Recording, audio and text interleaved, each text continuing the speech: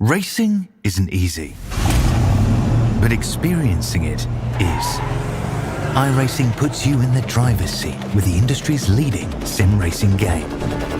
Drive on laser scan replicas of the greatest racing circuits from around the world.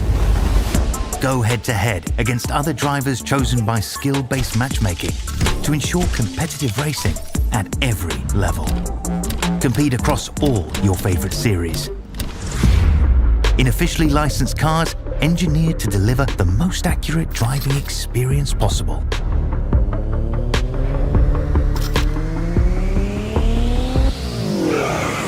Join a race or host your own with players from across the globe. Race against the computer or in a league with friends. Feel the thrill behind the wheel. Visit iRacing.com.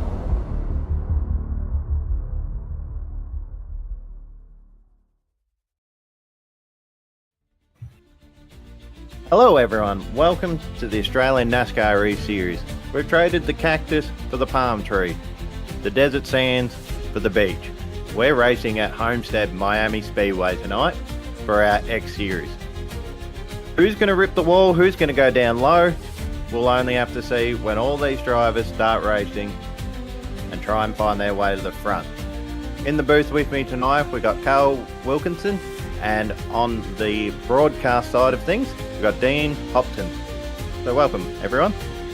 Hello, Aaron. Hello, everybody. And, well, we're off to an exciting race here. Homestead Miami always brings some frills and spills and multi-groove racing as well, as you were saying before, Aaron. It's going to be an exciting one for sure. Really looking forward to this race tonight. It should be a good one. So we've just finished our qualifying. So let's get up the grid for the start of tonight's proceedings. And taking pole position tonight, starting on row number 1, we've got Ethan Winter. On the outside is Stevie Dubb. On row number 2 tonight, we've got Jason Martin with Trent Gosley. Row number 3, we've got Jacob O'Reilly and Aaron Borg. Row number 4, we've got Brendan Burkhart with Tom Freer. On row number 5 tonight, it's Lewis Greathead and Alex Stelbach. On row 6, sorry, I'm having one of those days today. We've got Tom Serrano and Sam Smith. As we roll over the page, it's Brad Wright and Dan Snadden starting out of 13th and 14th.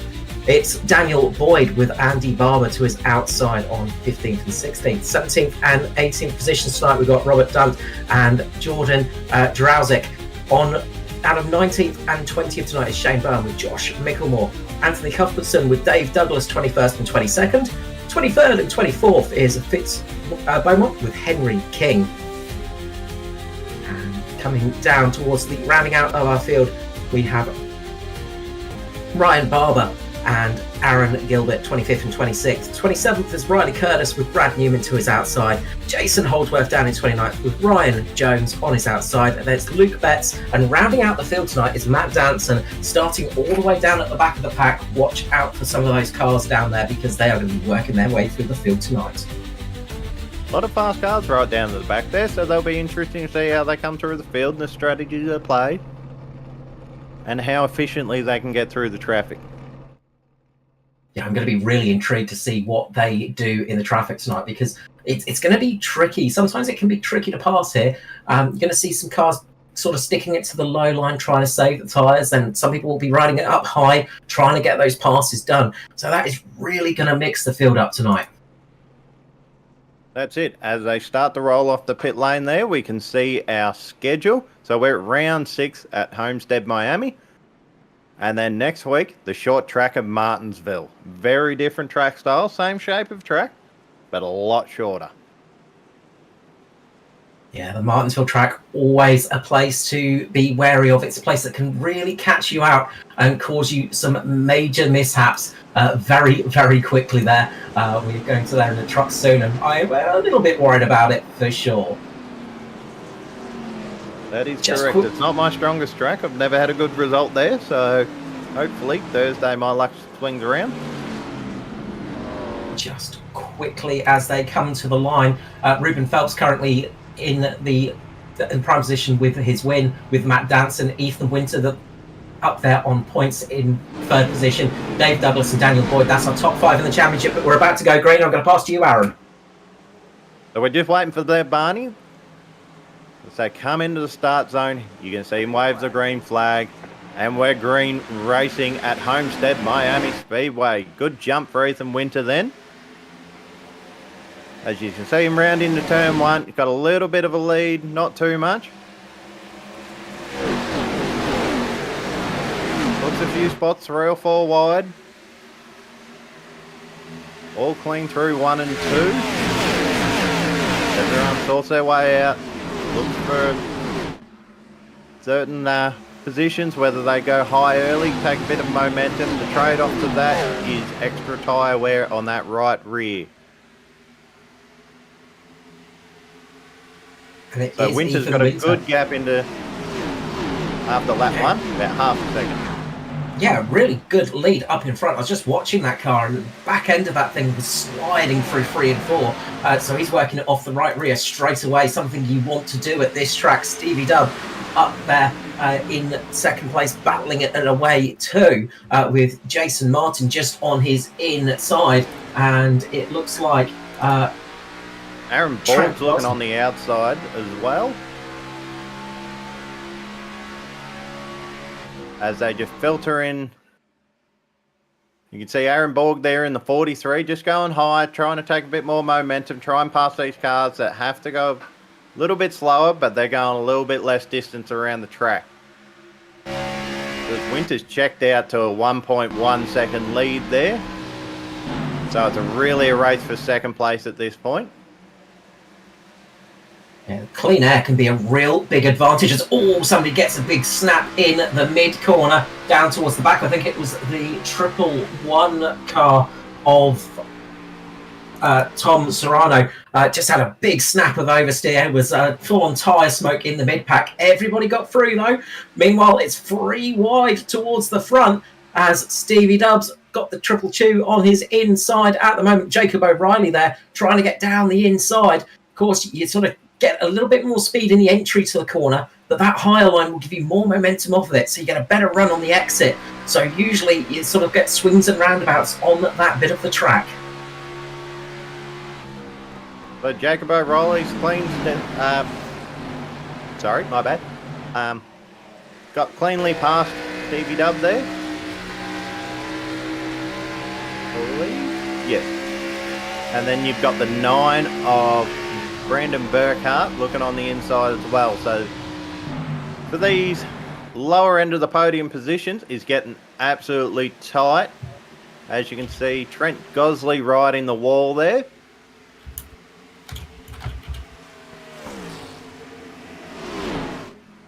Yeah, they're really racing hard at the moment, and they are all pushing to the maximum. They're really, really trying for this sort of keeping the momentum running, and they want to really get this fight underway. You can see all the different lines they're taking through the corners. So some are going high. You can see the 43s kind of 3/4 up the track. I believe Trent Gosley heels up right near the wall as the 43 of Borg gets a good run on Jason Martin. So trying to take second place away from him. Yeah, he's chopping and changing and trying to get that done. You might just see the cars just blinking in some different colours just as we get a little technical gremlin fixed here. So should hopefully get that all underway very, very quickly. But we apologise about that little moment. But great racing on track. We can see the racing, and that's all that matters at the moment, because these guys are absolutely giving us some great stuff. Watch out for Martin here at Homestead. He's a very, very quick driver. and knows how to make this place work. He's just keeping that low line at the moment, keeping his tyres alive, keeping everything safe for the long run. We might see some people up on that high line starting to struggle as it goes on, as their sort of long run pace does just dip off a little bit. But the beauty about this place is you can run the high line, you can make it work, and you can have an absolute rip-roar of a race if you get that setup absolutely nailed.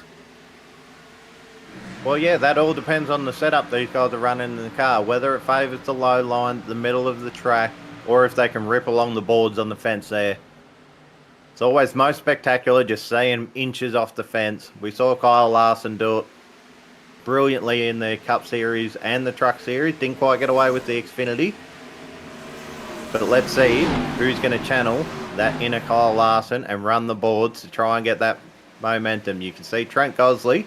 He's trying his best out there. He's been the closest so far.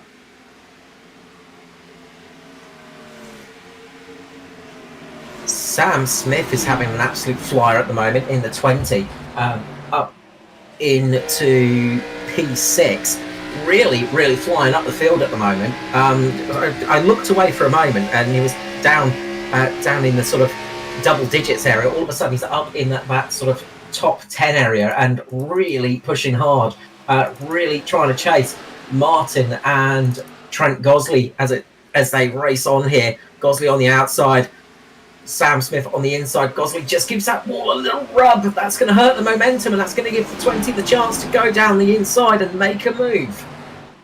That's the risk you take with running the wall. As soon as you touch it, it's going to wipe out a lot of speed. So yeah, looking a bit further back in the pack, we can see Brad Newman's up to 18th spot. Holdsworth up to 21st. Some of the faster guys. Danson, he must have had a bit of a problem. He's about 15 seconds from the car that's in front of him. So whether he picked up a bit of damage or had some kind of issue.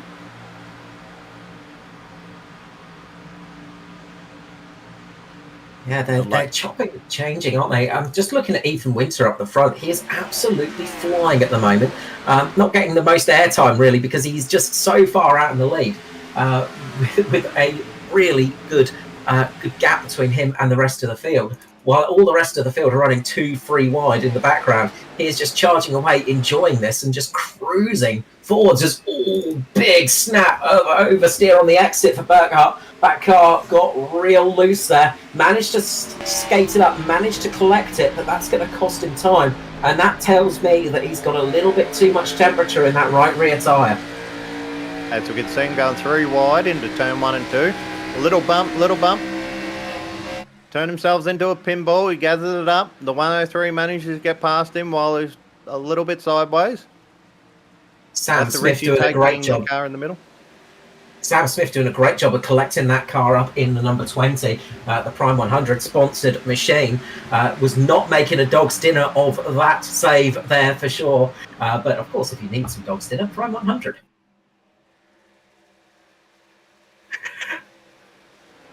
I like your little segue there, Carl. Yeah, you can tell I'm proud of that because I'm just smiling and laughing to myself. Sorry.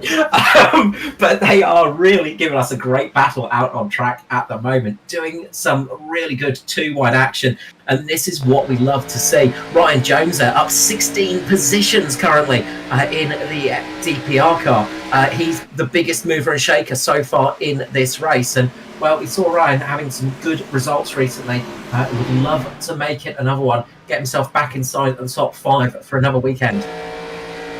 As the 19 just gives the fence a little kiss there and just drops back a little bit. Brad Wright just having that little moment, but it does just cost you so much momentum. 3 wide once again as we got Josh Micklemore in the middle, makes the move stick, gets himself up past Sam Smith.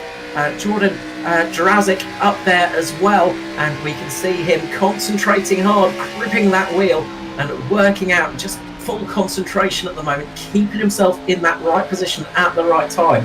And you've got some experience now of being on the camera, Aaron, while you're driving. It's one of those things you just don't really look at yourself when you're doing that too much. I'd never seen myself on camera until I watched the replay back the other night.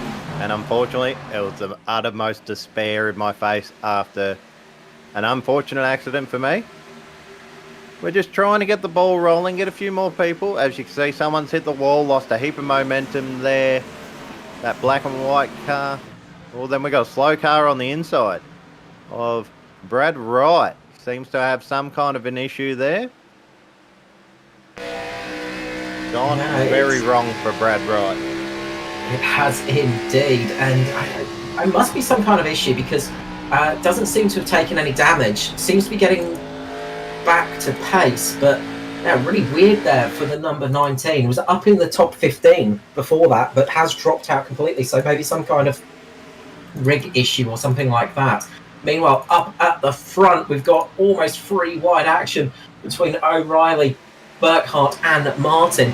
They are really trying to get this battle in action at the front, really trying to get this fight going, and we still got so much action throughout the field as well. It's just trying to keep an eye on everything. You see Burkhart just looking a little bit lower. They're all on 3 separate lines, but very tight to each other. You'll just have to wait to see someone take a different line, trying to get a bit more air on the car. They get a little bit tight when you're running into the bumper of someone else, so they're running a lot higher that time around. And this is the part of the race, Aaron, where the tyres start to wear out a little bit.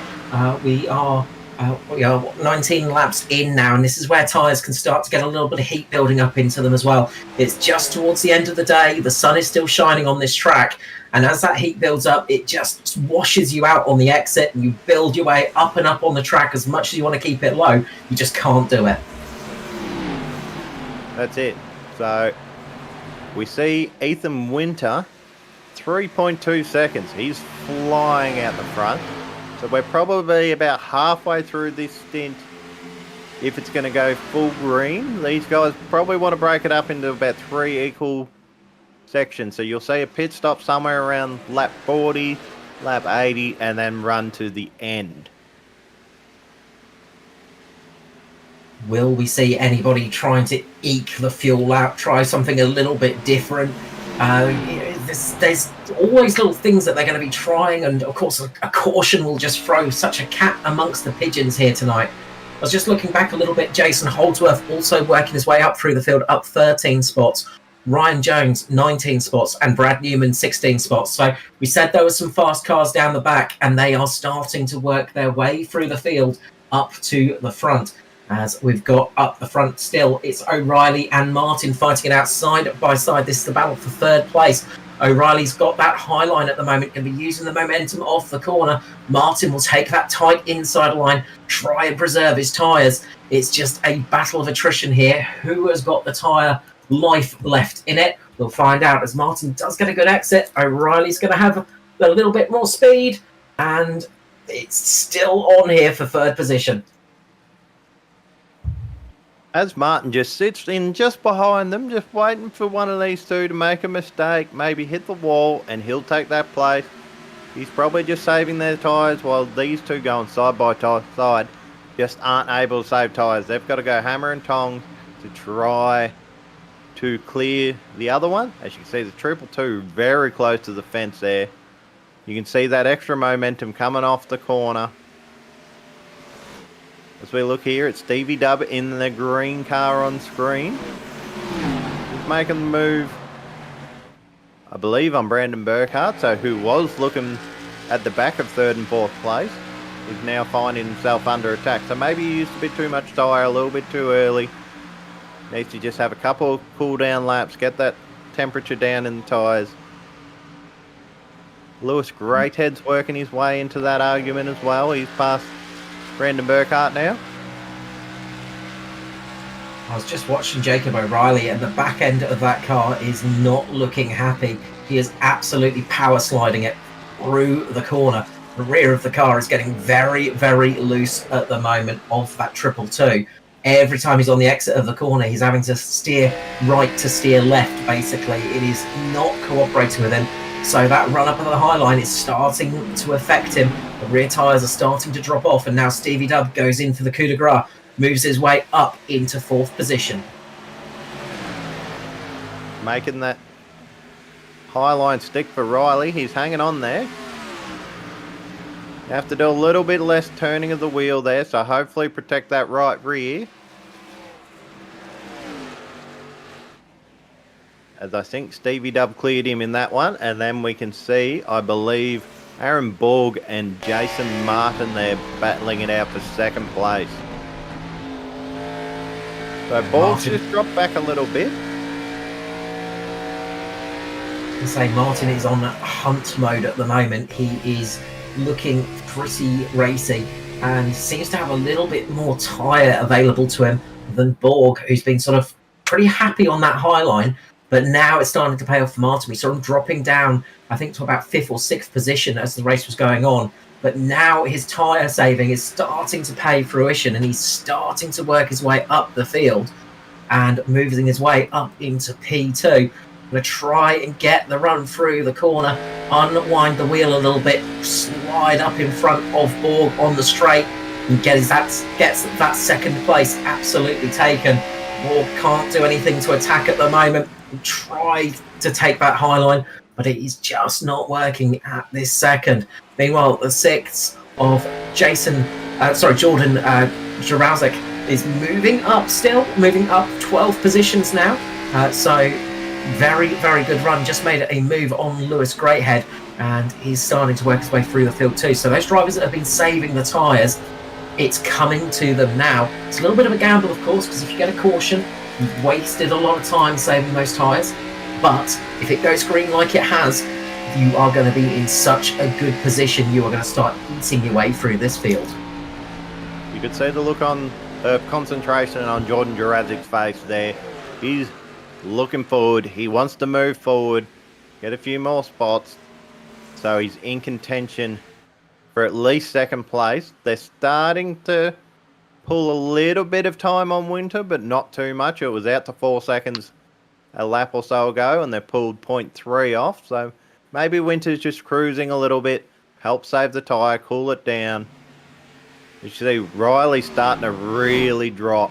So he's just been passed by Josh Mickelmore.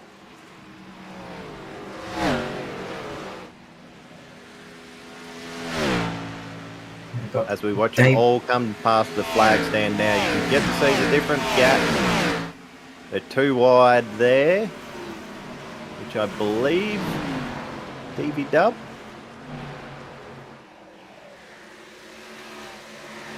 No, Brad Newman on the lower side in that teal coloured car. So he's made a lot of spots up into 8th position, starting at the back. Yeah, 20 positions is Brad Newman right now. He's really moving along nicely. Jason Holdsworth and Ryan Jones both up 17 positions as well, just a little bit further behind, some 3 cars behind, and they are moving along. Jacob O'Reilly's dropping like a stone at the moment. Those tyres are just screaming, and he's going to be wanting to get down the lane soon, get those tyres off, get a fresh set of boots on, and get back into this race. As these tough guys that have been tyre saving, it is all coming their way. Currently, fastest car on track is actually the car sort of down in last position. It's Matt Danson, as we see Newman making a move on Greathead now, getting at the slide underneath, taking a very tight entry, tight line through the corner. Can't quite get the slide job done on Greathead there, but does, going into the corner, slides himself up in front of that car, blocks him off from the entry to the corner. Absolutely beautiful overtake there from Newman. We're not too sure what's happened to Danson right at the back. He just hasn't had the speed to catch up as the rest of the people, as we see the Christmas lights of Jordan Jurawczyk there. So you can see the 2 different lines of cars in front, and you can see the trouble the drivers will have with the sun coming off turn 4 there, straight into it, to make it very difficult to see. As I believe that's Greathead. No, it would be Borg running that high line and Stevie Dub on the low line in that green car. Yeah, the new lighting model is absolutely beautiful, but the sun is even worse than before, and it can really be blinding on to a car when you're entering, and you've just got this bright orange ball in your face and you can't see anything for a couple of seconds. You just have to pray that everything's going to be okay when you get through that corner. You might as well just go through there closing your eyes. Just pick your line and stick to it. Hopefully the car in front of you, when you can't see it, does not have an issue and you run up the back of them. So it's pretty even between Stevie Dub and Borg here. As you can see, the sun just peering through the windscreen there. All different challenges these drivers have to face. Even in the virtual world, the sun's still a big issue.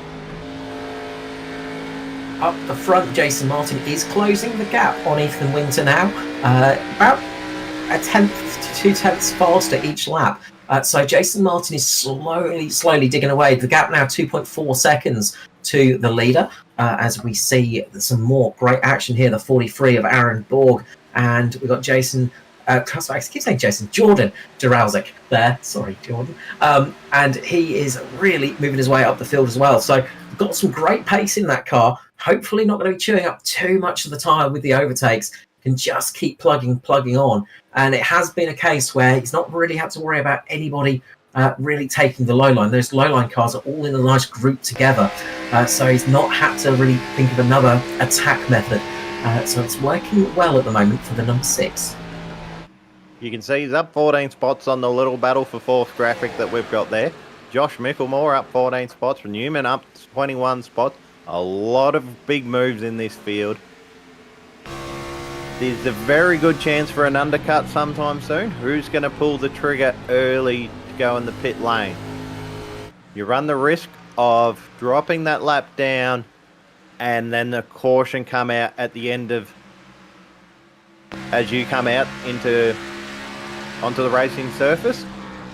So that's exactly what happened to me last Thursday night in the trucks at this race, and it just slows your momentum. You end up at the back of the field. You got to fight your way back again. So I tell you that somebody has taken that risk, and it's Ryan Jones. So Jonesy has come in for some fresh boots and decided to go out in the number 11. He's down in the last spot at the moment, but he has got some fresh boots and is going out for the attack. So he's just praying that we do not see a caution flag now. So who's going to follow his suit? He's going to pick up a lot of speed. He'll be lapping 1 to 2 seconds a lap faster than these guys. So the longer these guys wait to pit, the further he's going to be in front. Are they going to get it back later in the stint? Maybe, maybe not. Depends how much of the tyre you used early. It's very easy to come out of pit lane. Sometimes you come out in clean air. You can just run qualifying lap after qualifying lap, but you'll burn up that right front or right rear in no time. You have to be so very, you just got to really look after it. And you have to be so strict with yourself, and that's not the easiest thing to do when you're racing. Sometimes you've got that speed under your boots and you just go, oh, I want to use it all up at once. It's like a child with his sweeties, wanting all those sweeties at once, but if you eat them all at once, you've got none for later. So as the great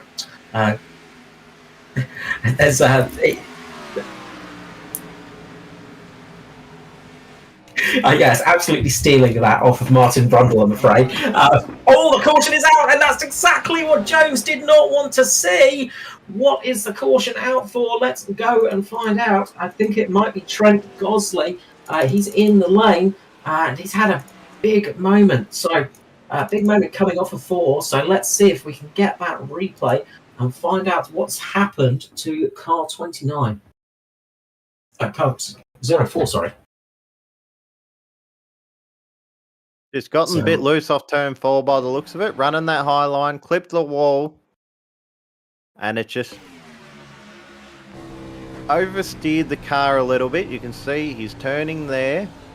Car drifts up a little bit into the wall there. Catches it a little bit.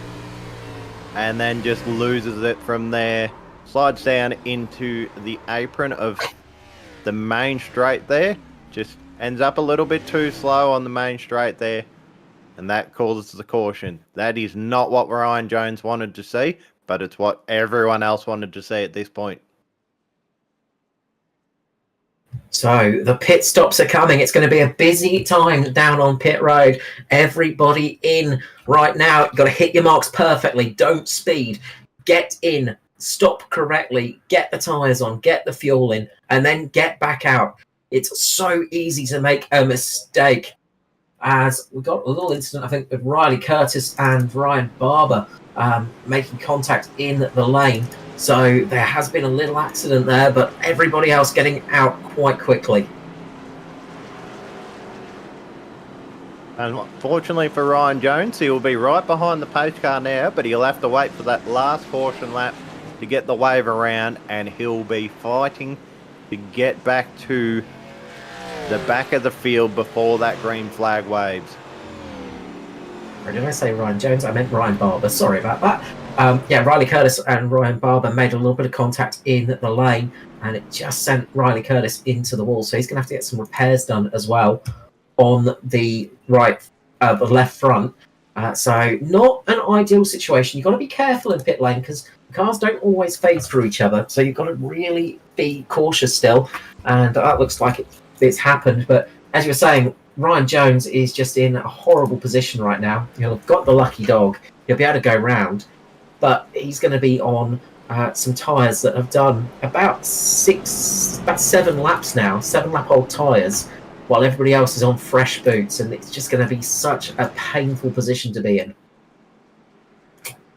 So yeah, he's going to be at a very big disadvantage.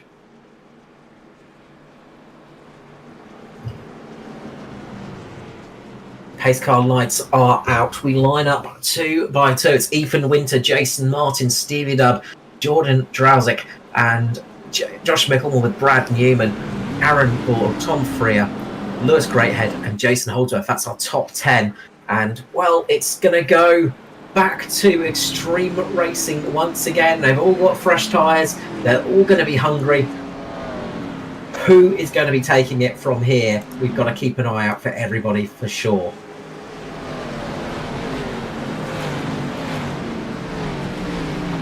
As they're just rounding out turn 3 now. There's Barney who's got the flag in the air. But Ethan Winter, good jump off the line there. Just pulled a car length or 2 over the 21 of Jason Martin. As they're about 3 wide, just looking back. We got the 6 of Jordan Jurassic going around the outside. Newman's right behind the 98 of Stevie Dubb. Look at concentration right after the restart there. He's chasing down Ethan Winter. He hasn't had any opposition this whole race. He didn't want to see the crowd come back to him. So, that is stuck to the wall, and that is not what Jurassic wants to have happen. It's going to cost him a huge amount of momentum, and the car does get stuck to the wall in those situations. It's almost like a magnet there. It's so horrible. Luckily, he's got it off, but that has cost him a huge amount of time. And I'll tell you, the driver probably most disappointed with this is Jason Martin, because he was catching on Winter. As we got some smoke in the background. We've got a car smacking the wall as well. And it is all Aaron Gilbert as well. So Newman, Gilbert, they are all going at it. And, well, it's remaining green here, but we've got some chaos happening on track. Everybody is getting very racy right now. When the field bunches up like this, everyone wants to make the positions while it's a little bit easier. You don't have to chase someone down lap after lap. You can pass multiple cars over a lap, over 2-3 laps, and then you'll see the fields start to spread out. Who uses their tyres up early? They see Newman just on the outside of Martin, I believe. Yep, in the 21 there. With Borg getting a massive run off the corner. They're going to give Newman a bit of a bump in the corner, give him the hurry along. Come on, I want to get past now. So Borg's just taking that high line in the 43 there.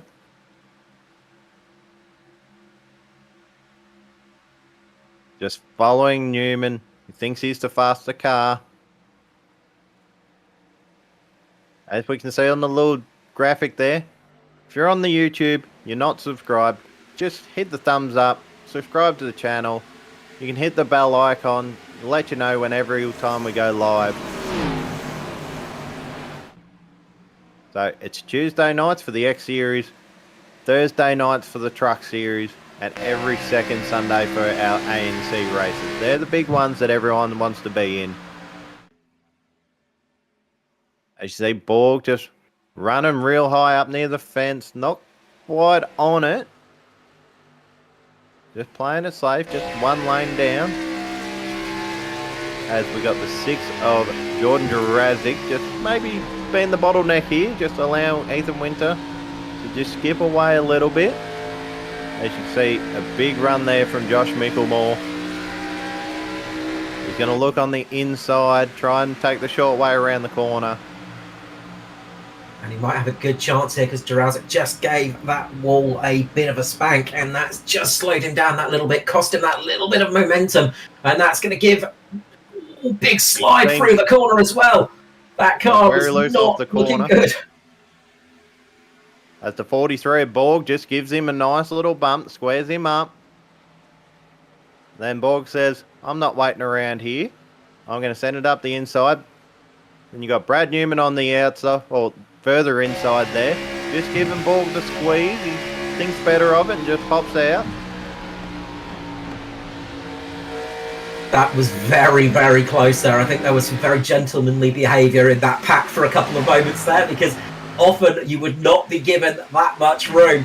Jurassic just on the inside now, going down underneath Brad Newman, and you can just see behind Borg wanting to keep that high line. They're going to get some free wide action, I think, in the very near future, and that is when you really start to earn your dollary dues out on track, because it is very tough racing free wide when you're travelling at these speeds. You've got to go full concentration.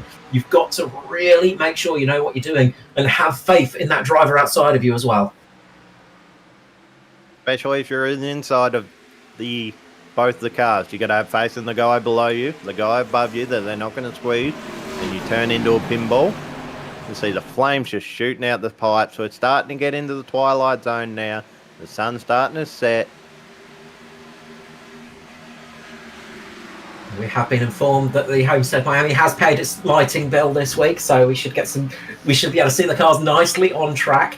But it is starting to cool down as well, so that's the other thing.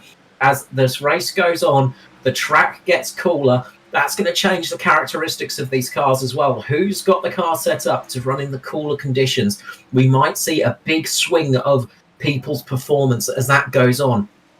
So watch out for people to start dropping and people to start climbing. As this track gets cooler and cooler, we're going to see these cars coming more and more alive.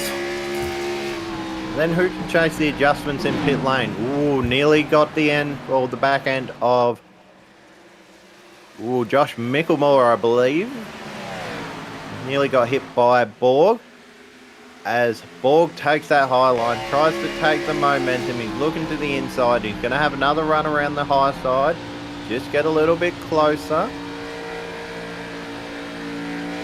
You can see the camera just looking down at the 31, he should get right up on his rear bumper. The 31 had less track to travel, but the trade-off to that is just less speed. You've got to be supremely confident with your spotter. Know exactly how these cars run when you're chopping up like that. This time we see Borg absolutely getting that cut down, getting underneath Micklemore now, and this is going to be Borg's opportunity to make the pass for P2. Hasn't quite cleared him yet. Micklemore's going to get that faster run off that high side, so it's a trade-off. They've just swapped spots now, and Micklemore's going to get that faster run if he can hold it up higher. It looks like he's dropped there a little bit. Borg's just cleared him now, so he's come up. He can run that higher line now and keep that momentum. Micklemore's got a little bit of a run, looking to the inside. Brad Newman says, I'm going to follow Micklemore. Yeah, you can see a lot of drivers thinking about the long game here. They're all sticking low. They're all trying to preserve those tyres. trying not to burn up their rubber too quickly. So they don't want to be caught up high. They don't want to be stuck in a position where they have to burn up their tyres. So they are all trying to keep low, just keep those tyres alive to the end of the run, because I think they're expecting a long green flag stint here. As we can see, Jason Martin, my bad. Just send it low on Brad Newman. All these guys are very equal in speed at the moment. Setups look very similar in how the cars are behaving. And depending if they're on the low side or the high side, depends on their momentum. You can see Brad just backs out of it a little bit. He doesn't want to be too wide. Risk burning up his tyres. He lets him go. Just make him attack. Use his tyres. And then come back a little bit later in the run.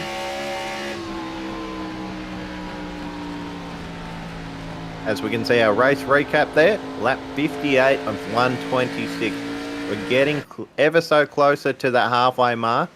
Ethan Winter being your leader this entire race. No one's even had a chance to really challenge him yet. He skipped out by just about 2 seconds now. Just looking back a little bit, Aaron Borg gave the wall a bit of a clatter, and that's cost him a huge amount of momentum and dropped him all the way down into 7th position.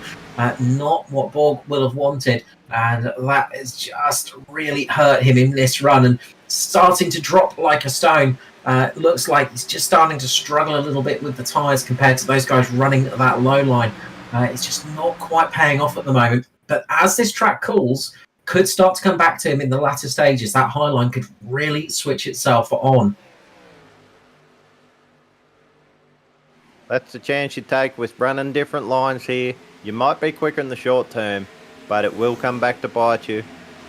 Most drivers will favour the inside at this period of the race, and you'll see them throughout the run just move up ever so slightly. Run a lane up, 2 lanes up. You see Borg looking into the spoiler, still going higher though. He wants that momentum, ripping the fence there. It's about as close as you get to it without hitting it.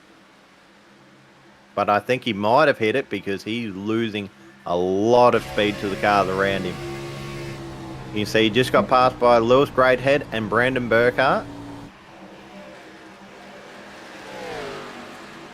And he's falling down to this battle between O'Reilly and Stilovic. Matt Danson as well, just behind them too, working his way through the field. All of a sudden that car's come alive after that caution. Danson up 18 positions, and there's some good racing going on at the moment for sort of the mid-pack, but we're going to keep our eyes towards the front as we get a big run from former teammate Jason Martin on Josh Micklemore. A long time these two were paired up with each other in a bit of a super team for Australian oval side racing, and Jason Martin looking to make the move on Josh Micklemore here, moved himself back up to second, and now looking to try and close that gap on Ethan Winter once more. Makes it all the much harder when you're racing your teammates like that. They know how you race, so they like they know if you like the low line, the high line, how you like to set up your car. But just adds that challenge to pass a former teammate like that. Yeah, they know all your strengths and weaknesses, and they will take advantage of that. Often, you know, if there's been some good mutual leavings from each other, they won't race you quite as hard sometimes. They'll be a little bit more polite, but usually not so much. You know, they want to beat you. The first person you want to beat in motorsport is a teammate. The absolute first person you want to beat in motorsport is a former teammate. So at the moment, Jason Martin has got that position. Micklemore still running well behind in third. So that 31 will be just plotting his advance and just taking it maybe a little bit easy now, trying to preserve a little bit more time and then go on the attack a little bit later on. But if they started really fighting, it would just help Ethan Winter a little bit more, let that gap grow out. So them not fighting is good news for the front, bad news for Winter. This fight for second place is heating up. As you can see, Jordan Jurassic in there, Stevie Dubb's in there, Newman's all in there. They're all very tight together.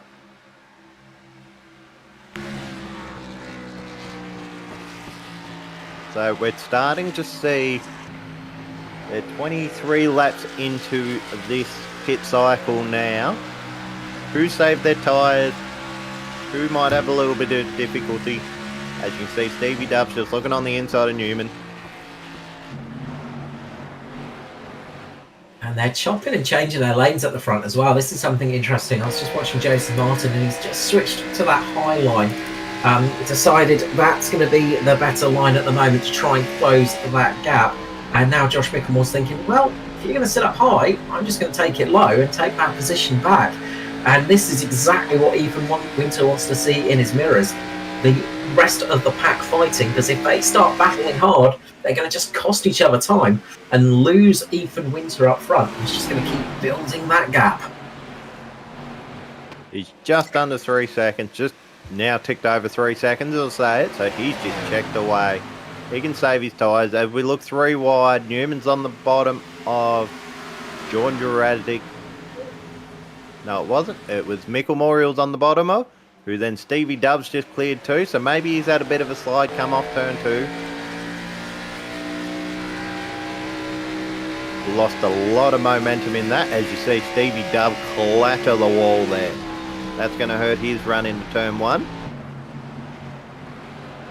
And the issue with that is that the more you build up with sort of hits like that, the more chance of breaking something important on a car as well. So you want to really avoid giving them such a big whack. You know, a little tiny kiss here and there, that's okay. But when you get a heavy impact like that, there's a real good chance of breaking part of the suspension and causing yourself some real big damage. And the more you do that, the more that chance increases. It's a very aero-dependent track too, so it's quite fast. So if you start doing panel damage, you will end up a little bit slower, having a little bit more issues. You'll start sliding, as these guys are starting to slide on their own anyway at this point. 27 laps into this tyre cycle. Yeah, we've still got some more running to do for sure, but it's going to be an interesting part when they decide to come in for this next stop, I'd say.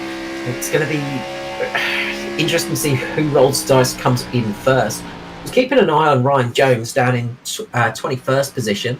It's not running too badly.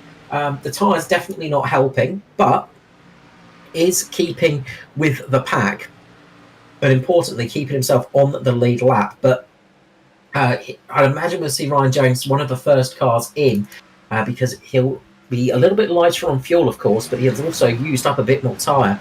He has done a good 34 laps on those tyres, 35 laps compared to everybody else's 29 laps. So it's not a huge difference, but it's enough to make a difference here at Homestead.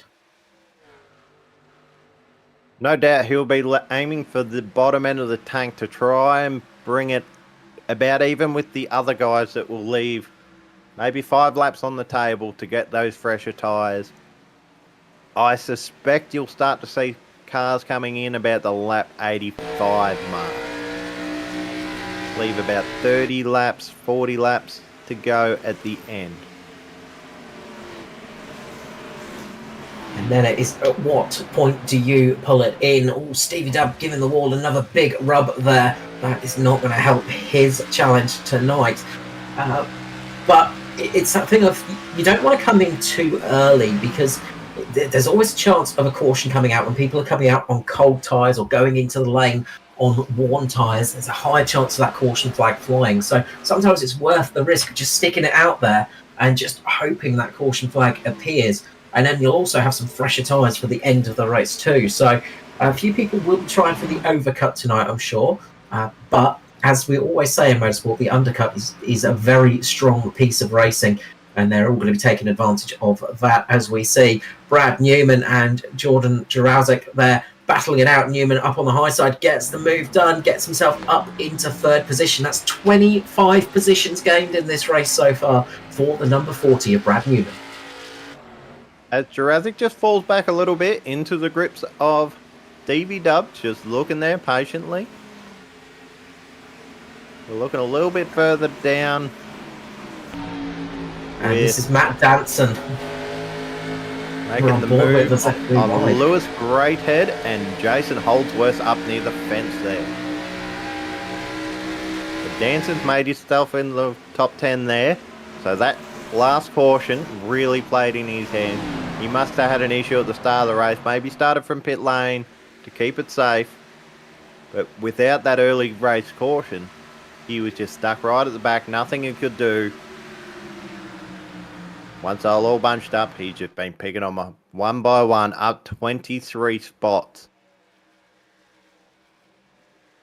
Yeah, some big movers and shakers through the field tonight. As we said, Brad Newman, 25 positions, Matt Danson, 23 positions, Jason Holdsworth, 19 positions, and Josh Micklemore and Jordan Drazik up 13 positions each. So there's been some big moves up the field, some big charges heading up, and that's always fun to see. And always fun to do when you're driving as well. There's nothing nicer than getting yourself up a good double digit of positions.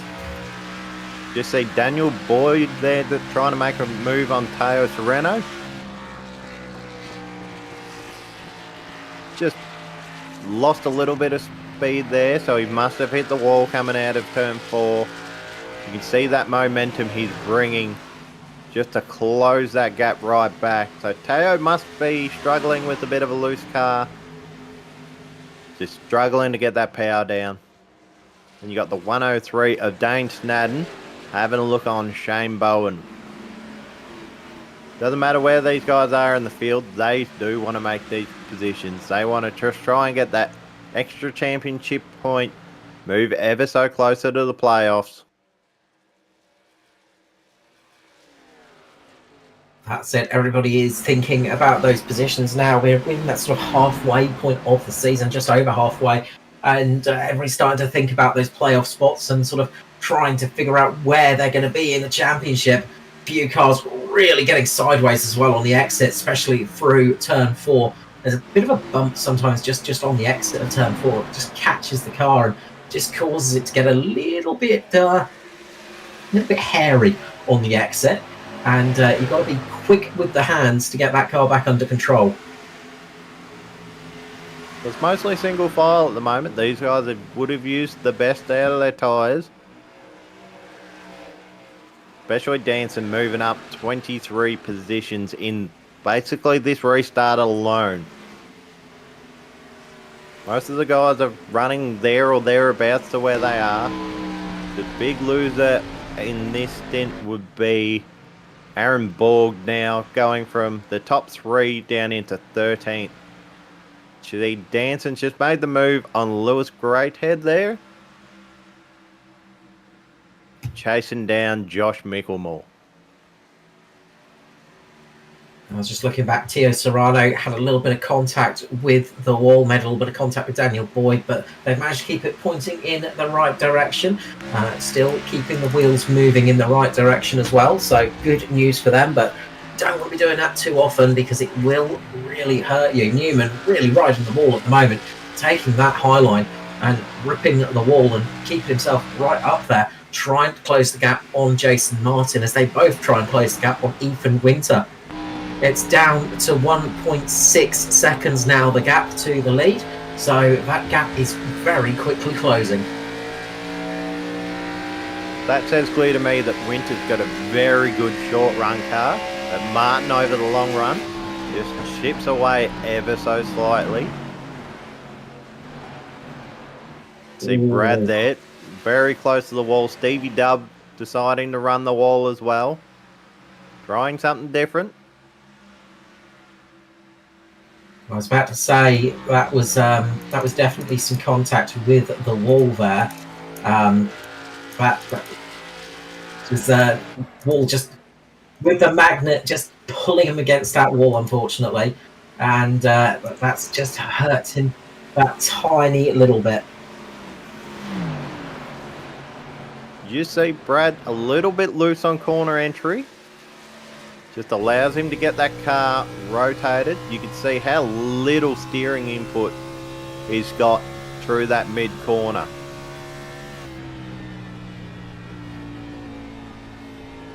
As you can see, they're just checking the mirrors, checking where everybody are. The amazing mirrors in these stock cars, they are really good. There's somebody in the wall going into the pit lane. Who was that? Having a big moment there.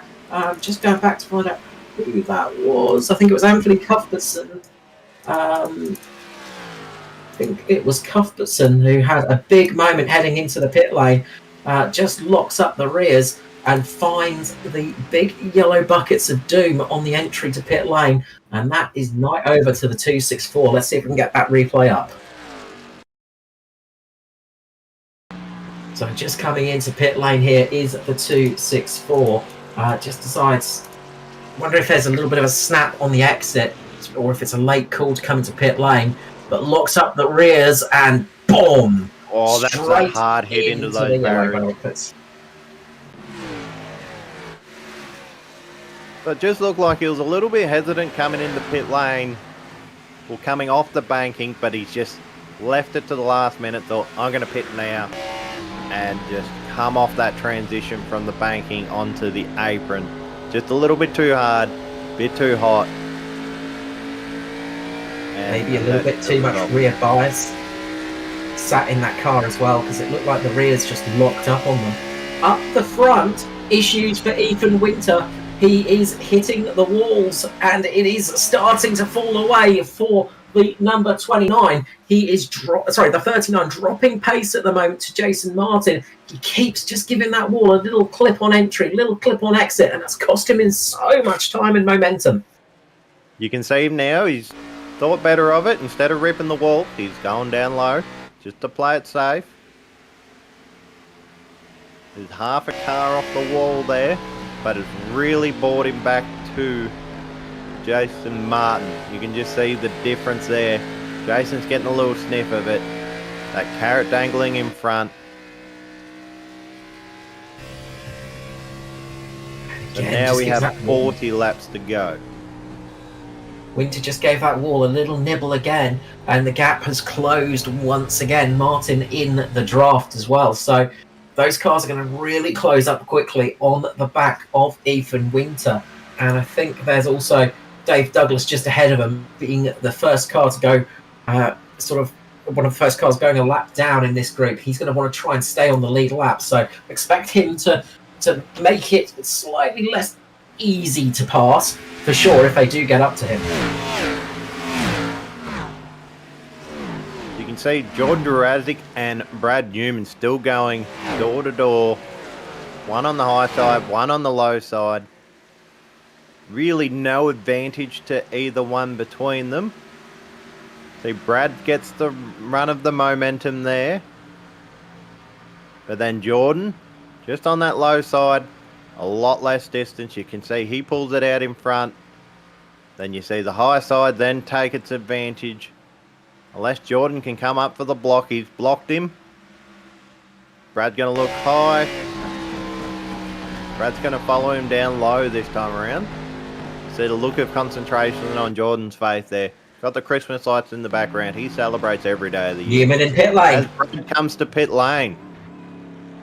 So we've got 37 laps.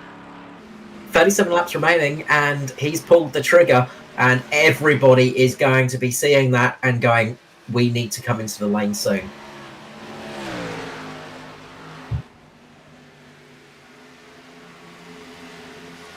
So the crew chiefs will be calling out, box, come to the lane. I don't know if NASCAR crew chiefs say box, but we'll see. Boogity, let's go to the pit lane, boys. But in comes Jason Martin now. He's decided to pull the trigger 1 lap after we saw Newman. So sticking it out at the moment is Ethan Winter. Brad Newman just exiting the lane now on the pit exit. So he's going to be coming onto the track about 6 cars behind the leader a lap down, but he's going to be on super fresh tyres. He's going to close that gap, close them down, and this is really going to make it a big undercut for Brad Newman, who could possibly take the lead from here, depending on what Jason Martin does in the lane. Jason Martin can get himself out just next to Newman. It's going to be crucial. Martin exiting the lane now. on the pit exit road. Brad Newman comes flying past the 222, locking it up into the lane. That could well be a penalty there for the 222. Really, really locking it up. That's not what you want for Jacob O'Reilly. But out goes Martin. He has fallen in behind Newman. So that is crucial. Race leader into the pit lane now, and Jordan Jurassic just follows him in there. The cars look a little bit different now. We've gotten through our technical glitch, and all the paints are on the car, all the sponsors are shown. You can see him there looking for his pit lane, get a little bit closer to the windscreen. It is marked there. Jack Man on the other side. It's such a nerve-wracking moment. You get counted down by your crew chief, but it's so easy to miss your marks. If you go a little bit too far forwards, you've got to chuck it in reverse, and it costs you so much time. But he hits them nicely as we've got a whole heap of cars coming in. Stevie Dubb, Matt Danson bringing it into the lane now. They slam on the brakes. Matt Danson's going to have the beauty of pretty much the last pit box. So he's just got to really get on the brakes early, get that car slowed down, and then get straight in there. Almost a bit of contact as they get on the brakes for the pit lane there for the rest of the teams. This is where big incidents can happen, and you can lose yourself a whole heap of time on that pit entry too. Very difficult pit lane to enter on a green flag pit stop. We've seen a lot of mistakes so far.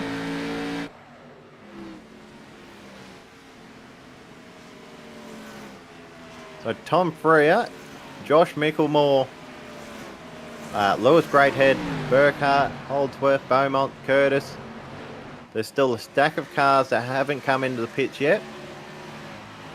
Ryan Jones as well. 10. I was just going to say, Ryan Jones is sticking it out for the long time this time. He does not want to get caught out by another yellow flag. 59 laps, almost 60 laps into the stint for Ryan Jones in the 11. So he is just sticking it out and just seeing what happens. Tom Freer brings it into the lane. So does Luke Greathead.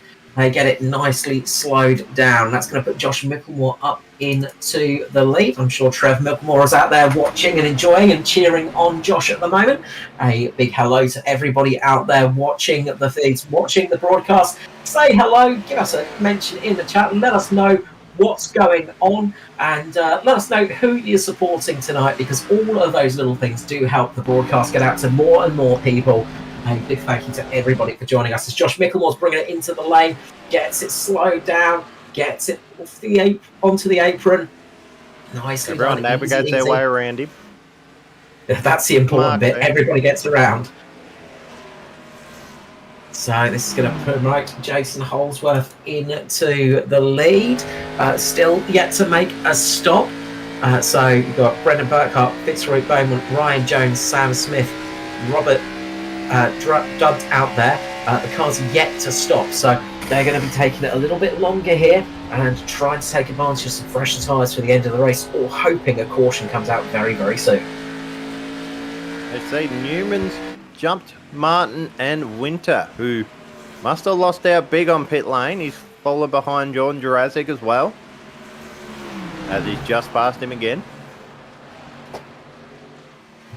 So Ryan Jones is coming into the lane. He made it 60 laps on that stint. So that means that these, like Jason Holdsworth, Burkhart, Beaumont, Dunt, can make it another 5 or so laps before they need to pit. As Jason Holdsworth heavily into the wall. That is not what he wants to be doing at this stage of the race. He's managed to keep it pointing in the right direction, but there is going to be some damage to the right side of that car, as it is all go now, as we've got people on different tyre strategies. We've got people out of position, up positions, in different positions, and they are all going to be racing like their life depends on it. You can see Jordan Jurassic there just hounding the back of Ethan Winter. The first time he's really been challenged this entire race. See Robert Dunt come down into the pit lane there. We'll see Burkhart coming in very shortly as well. So they're all starting to peel into the lane now, and it's going to be on who's made the right decision, what is going to be the right call of this race. The drivers coming in now are only going to have a 28 lap sprint to the very end. So they will really be able to sort of use those tyres and abuse them and just absolutely have a great time out there. But are they losing too much time now? We saw on the scoreboard earlier that Holdsworth is doing 2 seconds a lap slower than, say, Ethan Winter.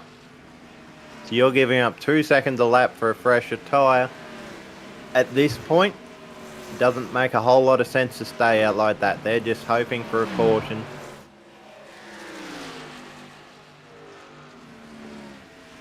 So Winter pulling about 2/10 a lap on Newman. So over the next 26 laps, you'll have to see him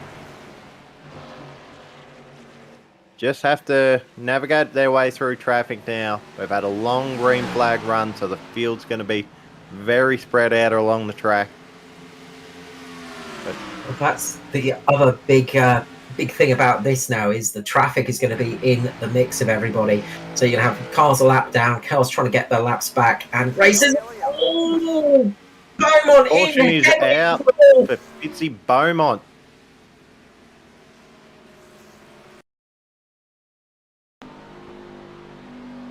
You can see Fitzy's going to come off the banking there, and he's going to have that hard transition, gets a little bit loose, carries too much speed, pulls the Kyle Larson from about 3 years ago, cleaning up that barrels, brings the caution out. It's such an embarrassing moment when that happens. You feel like everything has gone wrong, and it is such a painful thing to happen as well, and that is just disastrous. It's race over for the number 17, unfortunately. So Jason Holdsworth is well, he's in the prime position now because he's going to get a free stop. So is Brad. Jason Holdsworth's going to get a free stop here. He's going to drop a few positions, of course, but he's got about 10 seconds over Newman at the moment. There's still a lot of lapped cars between him, so he will be able to get in and out. But importantly, he's going to get out on fresh tyres while everybody else has done about 13 odd laps on theirs. So Jason Holdsworth, this has worked out pretty much perfectly for. He's going to drop down the field a bit, but it's going to be fantastic for him. Watch out for Dave Douglas as well, another driver that's going to have fresh boots on this restart. We're seeing Brad Newman and Ethan Winter pulling it into the lane. They are kind of coming in for some more tyres, I think. So we've got a whole mix of people coming in for some fresh boots. They don't want to be out there on the old stuff. They're going to choose to take their set of tyres now rather than later. So that's a big gamble. They've got 4 sets of tyres tonight, so they still have a set in reserve. But if we get another couple of cautions, a few people will have 2 sets, while others will only have 1. Is it 4 sets of tyres? I believe it's 3. It's saying 4 sets of tyres on my screen. So, 3 sets over the wall. Sorry, my brain was messing there. 3 sets. So they're going to be using their last setup now. But that leaves Holdsworth with a set for the late race caution. He might elect to throw that last set on. If there's 10 to go for a caution, he'll have to fight his way back through the field. So he's at no advantage now, but he's made his way a few positions up to be, I believe, the best place of the fresh tyres. So Jordan Jurassic, Martin, Freya, Greathead, Micklemore, Borg and Bowen have not pitted for tyres this time around. So they'll be on there. So Freya, Greathead and Micklemore all stopped on the same lap. So they're 9 laps on their tyres. Micklemore was a lap later, so he's 8 laps on his tyres. Jurassic and Martin, 12 and 14 laps respectively. And then you've got Aaron Borg, Shane Bowen, 11 laps on their tyres. So they're going to have a good start. Their restart will be good because the tyres will be straight up to temperature. They'll be able to scamper away a little bit over the first lap or two. And then fresh tyres will...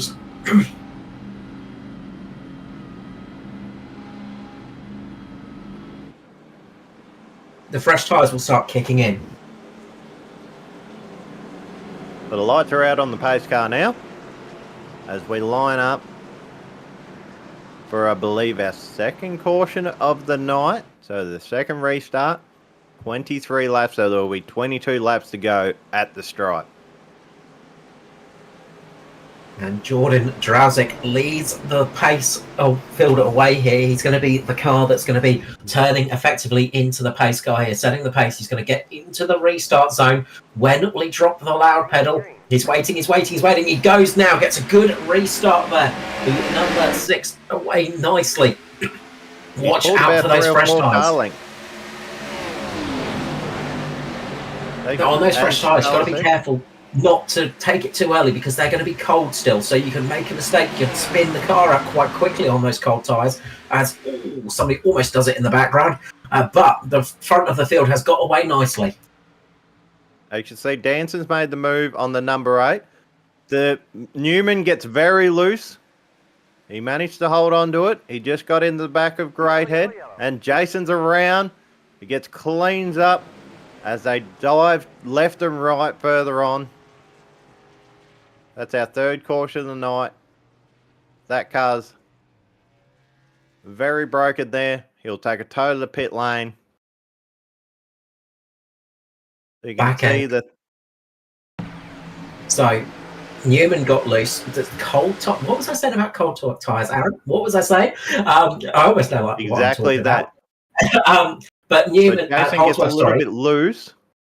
Yeah, has he a gets little wiggle in the mid corner, and then Winter just tags him. Just doesn't expect him to slow up that much, and then gets cleaned up by the 103.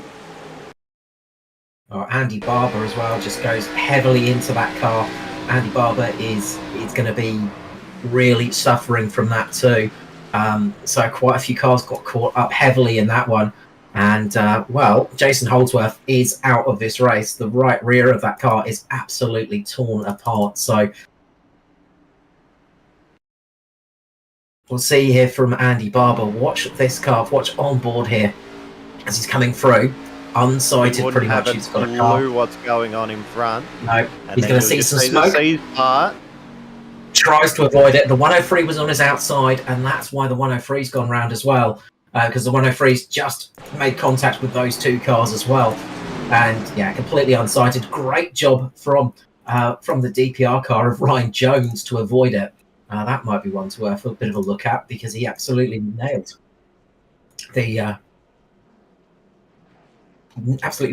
getting through that wreck. But Jordan Drowsick up front, time to take a little bit of water, time to have a bit of a drink, time to have a relax. That's the great thing about the great thing about leading a caution on an oval is you can just take a little bit of a moment to have a drink and just relax. And I think he's saying there, no, I'm not drinking vodka. It is water. It is water for sure. I'm keeping myself hydrated. But he is absolutely just having a bit of a relax and rest. And must be listening to the broadcast here. We'll try not to let his head get too big because his headphones will just pop off any second now if we talk him up too much. But it's a great time just to relax a little bit and just take a bit of a breather. Stretch your arms, take a bit of water, and get yourself resettled for the next 18 laps of this race. The pace car lights are out. We're going to be going back to green flag racing very, very shortly. And we'll just take a moment to see the comments on the YouTube. So Ryan Barber is running the 194 for Granddad's birthday today. So happy birthday to Granddad. Need to get him the sim too, mate, so you can have 3 generations in here. And then Alan says, supporting Dane Snadden, a.k.a. Diego, watching from Tassie. I had a 2-week holiday at the end of last year there. Beautiful place to travel. Big fan of their cheeses down in Tasmania. Absolutely beautiful stuff. So, unfortunately, Snadden is not having the best of time. He was that car that went sailing off into the wall. So hopefully get some repairs done, maybe get back out on track. But pace car is about to pull in. Drowsick is about to take the green flag now. Get this restart done. Gets in the restart zone, gets a nice jump up at the front, and we are back to green flag racing here at Homestead. So just followed by Tom Freer. Just taking that middle line, just juts in front of the 31 of Micklemore. Jason Martin, difficult restart. He's fallen back into the clutches of Borg, who's had a good fight back from dropping back a little bit earlier. Pulled himself back in the top 5. And then you've got the fresh tyres of Danson and Newman just in the doors of each other. These two race very hard, very clean, we hope. As they go 3 wide, Ethan Winter, oh no, Lewis Greathead looking on the outside. Yeah, real close racing there. Some great action. Betts down towards the back of the field, just had a little bit of a moment. I saw that car up at the wall, but we are remaining green. We'll keep up at the front because this is where the racing is. Absolutely hot stuff at the moment. Josh Micklemore getting down on the inside of Tom Freer, trying to make the move, and then behind it is just an angry furball of different cars, different teams, different drivers, all wanting those positions in this 15-lap sprint to the end here at Homestead. It is round number 6 here for the X-Series as they are almost 4 wide at some stages. It is absolute craziness out here, Aaron. So Newman, I should say Danson just pulled the inside on, I'm not sure what car that was, but Newman followed him on the outside. Newman's looking to the inside, Danson covers off as they chase down Micklemore and Tom Freer for that 2nd, 3rd position. These guys are going to struggle to hang on with those new tyres, especially the way they're fighting as well. But that just might shut the door a little bit on Danson. You just find yourself in the boot of another car and you just can't go anywhere. But Micklemore just has a little wiggle off the corner. Newman just dives a little bit low, then comes back up to the side draft, and you can just see the grip difference right there on the entry of the corner. They are really battling it out here. P2 is absolutely on. Danson on those very fresh tyres. They are really squeezing each other up to the wall. And that's what Freer needs to do, is try and squeeze Danson up to the wall, try and damage those tyres. Meanwhile, just behind Josh Micklemore, slightly sideways. He manages to save it just about, but he's going to lose all of those places. Jason Martin trying to make the move on him right now, as Matt Danson moves himself up into 2nd place and now is looking to chase down Jordan Drowsick up in the front, and he is going to try to use those fresh tyres all to their best. But Brad Newman is also on a charge just behind in 3rd position. Those two on the freshest tyres out there, remember. Ethan Winter as well on those fresh boots has really pushed his way up too. Just Drowsick needs to just keep himself running at a decent pace and keep himself out ahead for 12 more laps. Can he do it? It's going to be a tough call. Drowsick's going to be hoping that Newman can catch Danson and those two fight it amongst themselves for 2nd place. Danson had a pretty lucky break where Newman got held up by the blower car of Tom Freer. You can just see Ethan Winter just going out of screen now, just struggling to get past, looking low, looking high. So Danson's pulled it back to 0.24 of a second now. Got half a second over Newman.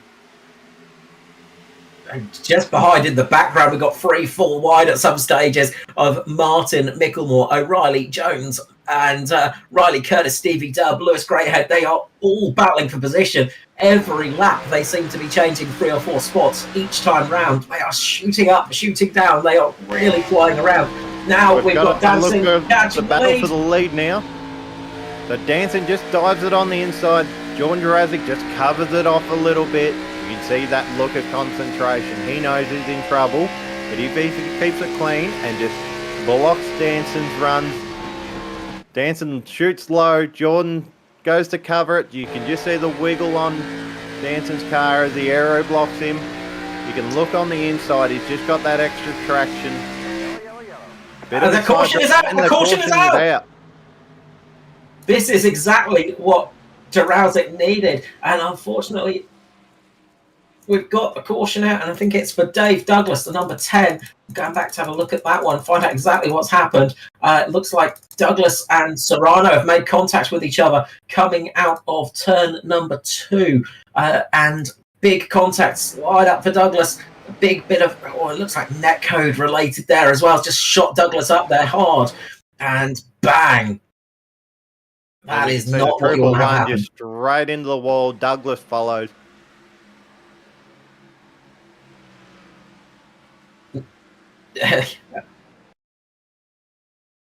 And It might we be have a bit of definitely got. upset from the triple one there, just giving Douglas just a couple of Sorry to bumps down interrupt, the straight. but the leaders and pretty much everybody is coming into the lane. Everybody that did not take tyres last time are now taking tyres. Now, Danson, Newman, Winter, Williams, O'Reilly, and Curtis are all in an unenviable spot. They are in the position where they're going to be the hunted. The hunters have become the hunted in this last 8 or so laps of the race.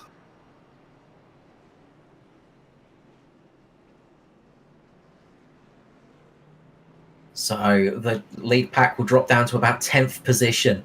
They are going to be back there. Ryan Barber looks like he's managed to jump a couple of people or wait for everything to start shifting out.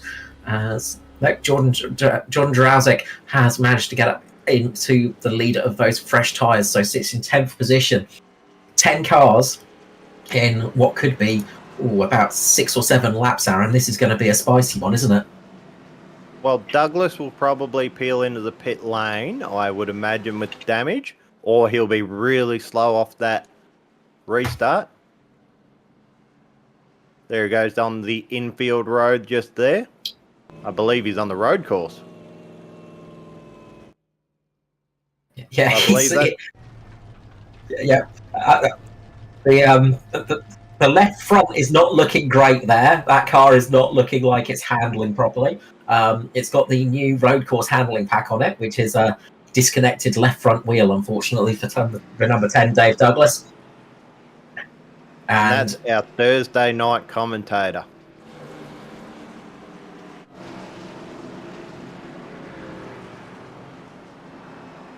So Danson versus Newman. I don't think we've seen that before.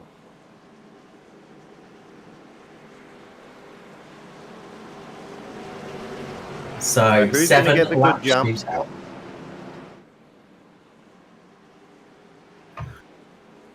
Watch out for these guys on the slightly worn tyres, because when you worn your tyres a little bit, they tend to spin up a little bit on those restarts.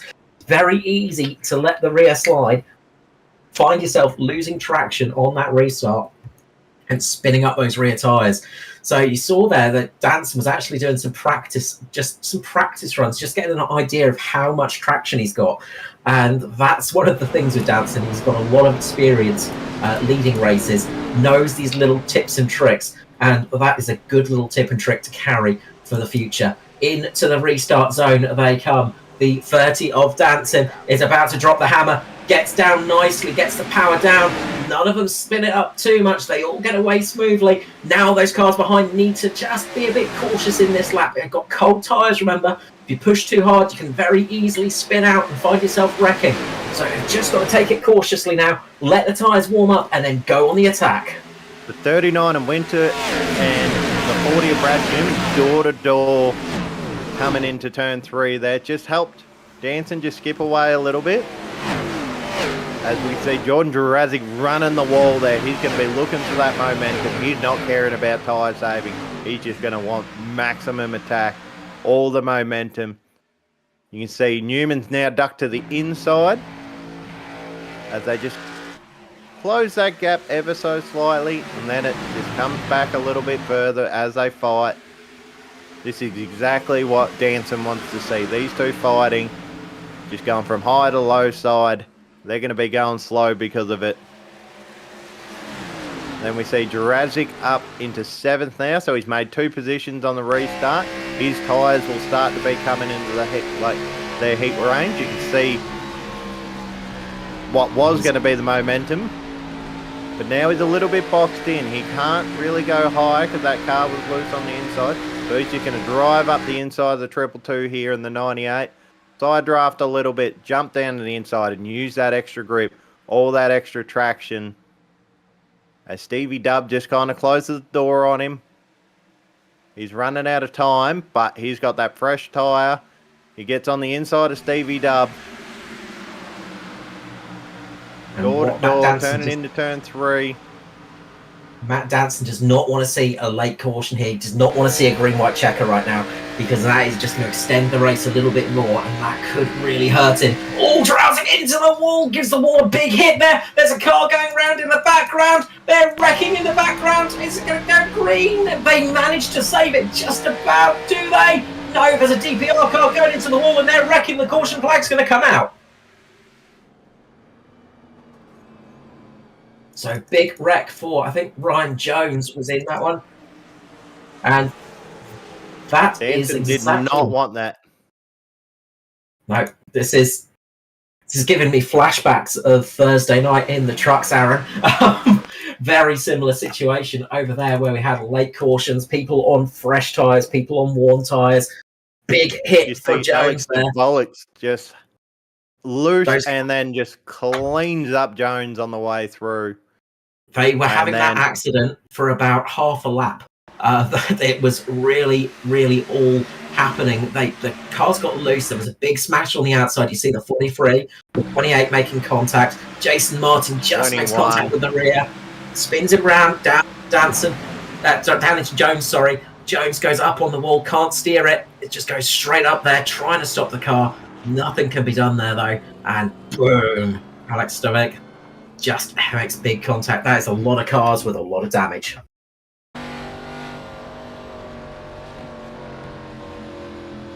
So this is Brad Wright. Just for some reasons lost connection to the wheel maybe, or just had no turn coming off the corner there. Yeah, it's never fun when things like that happen. But see, we're on board with Robert Dunt. He's going to the high side, try and miss it, and the 79 just gets clipped and sent up right in front of him. Did everything right, but ended up in the wrong spot. That is such a painful position to be in. You've just got that little gap, got so many options. Well, this is a wrinkle in the story now, as we're going to be going to a green-white checker here, I think. Matt Danson's going to be leading away. It's going to be Ethan Winter just behind him, Stevie Dubb, Brad Newman, then Jordan Jurowczyk and Tom Freer, both on fresh tyres. So 5th and 6th on the fresh tyres. They have to really take advantage of those fresh tyres, use up every millimetre of that rubber, use up every inch of speed that they've got, and get themselves to the front. Danson just has to put his foot down and just hope that he can make a gap. Same for Winter, same for Stevie Dubb, same for Brad Newman. Jump in the chat. Tell us, which position would you rather be? Where Danson is, or 4 spots down where Jurassic is, and with those fresher tyres? Do you want to be the attacker? Do you want to be the defender? What's your advantage? What's your disadvantage? Let us know. I would personally not want to be leading right now, because my nerves would be shot completely, and I would be fretting way too much. Pace car lights have gone out. Matt Danson, though, has got a lot of experience up the front of the field, so that's not going to be bothering him too much. Winter as well, very, very quick. Stevie Dubb, absolute stalwart of the Aussie Oval scene, a lot of experience there. Got 4 very good drivers here on older tyres. They're not that much older, but they are older, and that could be a big, big disadvantage, especially for this restart. Pace car lights are out. We're going to be going for a green-white checker here. That means we're going to get the green flag out. They're going to be... No, we're going green. And so it goes to the restart zone. They get green, and away they go. Danson gets a good restart there, the green-white checker. They've got to race around. If they get the white flag, the next flag will finish the race. If we get another caution, we get another green-white checker. 3 white up at the front. It is Stevie Dubb running down the inside, up high for Ethan Winter, in the middle for Brad Newman. Just really boxed in there, Jurassic. He's just got to get the nose on the inside. He's hitting Newman. They're pinballing off each other. He's a little bit loose in the corner. He's just Danson a little bit boxed in. The white flag is out, and they cross the line. Next flag finishes it. This is Jurassic's chance. He has to race to try and get to Danson. Danson's got to fairly decent gap, but they are 3 wide, 4 wide in the background. They are really going it. Drowsing up into second place now, really using those tyres to his advantage. Freer trying to get his way up there as well, battling with Winter and with Newman, but does he have enough time? It doesn't look like it here. It looks like Matt Danson had enough tyre underneath him. He just has to make it through this corner without slipping the rear too much. Just can't lose any traction now. Cars going around in the background, but it is Matt Danson taking victory as it goes very scruffy in the background. It's a huge wreck across the line. That's 2 from 2 from Danson over the last 2 weeks. He won last week at Las Vegas, and then tonight at Homestead, Miami Speedway. Absolute chaos in the background there as Ethan Winter, back end of the car, steps out. He goes down into Tom Freer, makes contact there, and then there is all carnage as they go across the line. Cars getting caught up every which way and loose. And I think it is Lewis Greathead who manages to just sneak it through there, pull an absolute Bradbury move, and get himself up into third position. He was down in about 7th or 8th position at coming to the line, but works his way up into third. Jordan Drazek comes home in second, but it is tonight Matt Danson, as you said, 2 from 2, taking victory here at Homestead. Great run of form by Danson as he just does a bit of a burnout. He could work on this a little bit more. He's going to peel it on the fence and just start plucking gears as we look at our race results. So first place, Matt Danson. Second place, Jordan Jurassic. Third, Stevie Williams.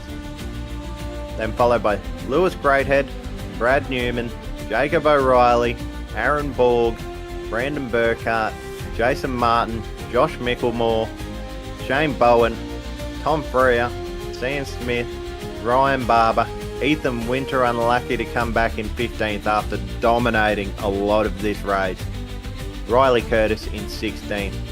Teos Renault in 17th. Andy Barber 18th. 1 lap down. As we roll over the page, it's Henry King down in 19th position, Brad Wright in 20th, Alex Stovex in 21st, and it's Daniel Boyd 22nd, 23rd for Ryan Jones, Robert Dunn 24th, 25th Aaron Gilbert, Dave Douglas in 26th, 27th for Luke Betts, Jason Holworth down in 28th position. And Dane Snadden 29th with Fitzroy Beaumont 30th, 31st for Anthony Cuthbertson, and Trent Gosley out first of all down in 32nd. Wow, as we just see Danson on the screen there going for his Polish victory lap, going backwards on the circuit like the old Oscar days. So now we can probably bring in our third place competitor, as in Stevie Dubs. Stephen, congratulations on your third place. How did that race go for you? Cheers, thanks for that. Not too bad. Just surprised to make the podium in the end there. What strategy did you employ towards the end there to get yourself back up into that position to really challenge for the top place positions? Nothing really. My car was heaps better over a long run, mid to long run type of thing. I'm hopeless at the short run. It's just I got like plowed through 1 and 2 there really bad for me, and I'm just pretty much lucky they fell over each other in the front of me. Very good. Well, congratulations on your third place finish. This is your chance to shout out any sponsors, friends, family. Yeah, cheers for putting on the broadcast and everyone, all the organisers in the background putting on these races. It's good fun to be a part of. And then, just NP Designs, Southwell Lifts and Hoists, Ben Max Mechanical, and all the fellas at DPR Racing. No worries. Thank you very much. Congratulations on your third place finish. Cheers. Let's bring in our second place. Second race, second place. Jordan, congratulations on second place. Second race with the series. So you're moving up. You're nearly there. Oh yeah, Oh, gotta he's get got the the glasses. sunglasses coming Gotta out. get the glasses. I don't even know if they're fitting right. What was the question? I was saying, second race, second place. You're moving up there. Yeah, we had the long run pace all night long. I was excited because I just love Homestead. It's a great track. It naturally fits our driving style. And yeah, when we drove from, I think it was 18th to 4th up to before that first caution came out, that's when I knew we had some solid pace. And kind of just held steady there. We fell back on those short runs. Because I didn't want to over push my stuff early and then fall off big on the long runs. But other than that, we kept around a good like third to sixth range, and then once that long run came, we were able to pit stops, and I decided to do some strategy there at the end, because that kind of what happened last race was guys saved a set of tires, so I decided to do the same. Figured there'd be a late rate caution, and we caught it at the right time. It's just we had some bad luck right before that last caution came out. We got me and the 40 were racing pretty hard, and it got in the wall there. But I felt like that could have put us in position there to win. Maybe been P3, a lot better position than P5, but still going from P5 to P2 and that green white checker was pretty good, and it was fun. I don't really race these Xfinity cars a lot, so I'm just excited to even come out with a P2. Well, congratulations on that. If you've got any friends or family or sponsors or anything like that you'd like to shout out, now's your chance. I want to thank the boys. I want to thank Dylan Cardenas, Thomas Kohick, John Freeman, Matt Montgomery, Scott Bridges, Sam Bridges, Jordan Bridges, all the guys that just come together, good friends. Hi mom, hi dad. I tried saying hi mom a couple times on the camera. I don't know if y'all caught that, but yeah, West Texas Pepper Traders, Ruthless Racing, iRacing. I decided to change the paint scheme up a little bit. This is the first time I've had a new paint scheme in a while, so. No, this. I changed the scheme to the iRacing one, so I wanted to change it up a little bit. So, yeah, but want to thank iRacing. I mean, we couldn't be racing here without them. So, and I want to thank y'all guys for broadcasting. No worries. Thank you very much. Congratulations on your second place. Yes, sir. Y'all have a good one.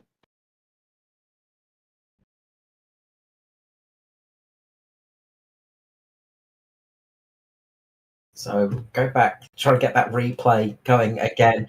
We'll jump to Ethan Winter. That's the car that has a big snap on the exit and starts everything going wrong through this pack. So we're just going to see this again. Ethan Winter just going to have a big snap of oversteer on the exit. We're going to go into the final lap here. And yeah, it's going to go all chaotic as they come round turns 3 and 4 now, and you can see they're really battling it out. This is for second place in the race, remember, but Ethan Winter's going to have a big snap. The rear's going to let go of the car, and then it all goes crazy, bang into the car below him. Watch out for Stevie Dub here, because that is the one you want to see, because he is absolutely millimeters away from Lewis Greathead and getting that Newman there. third place. And you can see And the we can chaos. also bring in our first place getter, who's also our Thursday night commentator, to help commentate all this madness that's going on. Matt Danson, congratulations on the win. Thanks, Darren. I thought you forgot about me. I was just sitting out here in the car waiting to get picked up. We were just checking over the last lap. I don't know if you ever caught it in your rearview mirror, but there was a lot of chaos if you crossed the line. No, I was hyper focused on getting the white flag, and once the white flag was out there, I thought I hope that this means that the yellow can't come out, because I've had it where if a wreck happens, even if the white's displayed but you haven't got the line, it brings out the yellow. And then other times, like the Phoenix race, where it was just the white flag was in the air, but the field hadn't got to the line, but it just let them keep going. So once I saw the white, I was like, okay, hopefully this is happy days. And I got to the line, I thought, yep, beauty. And then it was just a matter of making sure I didn't do anything silly. So I kind of underdrove those last couple of corners just to make sure that I didn't, kill my momentum and let the second place car, catch up. Hey, you did a great job on that restart. Did what you needed to do. Bring out that little bit of a gap. Jordan was chasing you down, but just got boxed in a few times. So it was a hard luck story for him. Yeah, well, I mean, that's the roll of the dice, I guess, with the the tire situation. So he played the smart or the fortunate kind of scenario by catching that yellow when near the end, where we'd put enough laps on the tires that it sort of it made sense and there was going to be an advantage, but it was just a matter of how many cars were in between. I had a peep and he was somewhere just outside. I think he was like 11th or something restarting. I thought, oof, geez, that's close. And we were restarting with 7 or something laps to go. I thought, gee, I think hopefully that's just enough cars that it will, it should allow me to get it done. But then we had the yellow and I was, at that point in time checking, okay, where is he? I think he was 5th on that restart. And I thought, geez, that's now we're in scary hours. But end up being okay. Obviously, there wasn't a huge gap in the tires that it meant it was just completely dead in the water. It was enough that we were able to kind of, like you said, get a little bit of a gap and just kind of maintain. Hey, you did a great job. So that's 2 from 2 over the last couple of weeks. So congratulations. Thank you. Yeah, I mean we missed out at the Vegas. I feel like that race was unfortunate. Obviously, it came down to a similar late race scenario. I made some adjustments in that race that weren't too great and had myself under pressure. So I mean, even if it had stayed green, I'm not sure I could have held off Ethan and Zach. But I felt like I dominated that race for most of it. But obviously got caught up in a wreck at the end. So it's good to get back. And we started right at the back tonight with the just coming home from work. I literally jumped in the sim. Alex was kind enough to get it all registered and set up, because otherwise I'd have no chance. But I literally got in the garage at just as the field was about to take the green flag. So any longer, 30 seconds longer, and I would have been laps down. You know what I mean? So fortunate. And then we worked our way through. It would have been really interesting to see, had we not got those yellows, if I could have closed down that gap, because I got myself right up there before the green flag stops around that sort of lap 90 odd, whatever it was. I was right in the mix at that point in time, so it would have been really interesting to see if we could have closed it out. But nevertheless, we'll never know. I got the dub anyway. Well, congratulations. The floor is yours to shout out family, friends. That's sponsors. A dangerous thing to give me the floor, because this interview could go for an hour. But obviously shout out to Altus Esports and Altus Engineering, courtesy of VRS. Again, as always, the same setup that I'm running. It was a bit tight for a lot of it, but also part of that was me just not driving well. So loosened up, sort of learnt the line a little bit more, as the race was coming to me. But yeah, Altus Engineering, of course. If you're looking for setups and you want to go fast, that's a good place to go.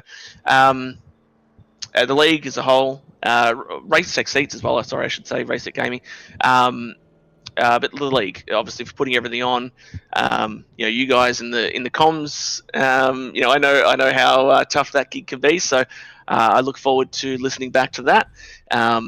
Everyone in the production team, everyone that in admin that puts everything on. It's a lot of work that goes into it. Often a thankless task, but it's good fun. It's great to get involved, and of course, shout out Alex, my wife, for just being amazing.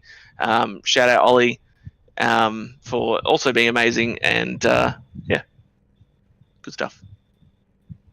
Well, thank you, and congratulations once more. We look forward to having you in my seat come Thursday night.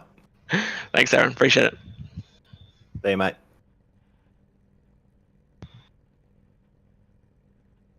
So that's rounding out round 6 of the Australian NASCAR eSeries with their X Series at Homestead Miami Speedway.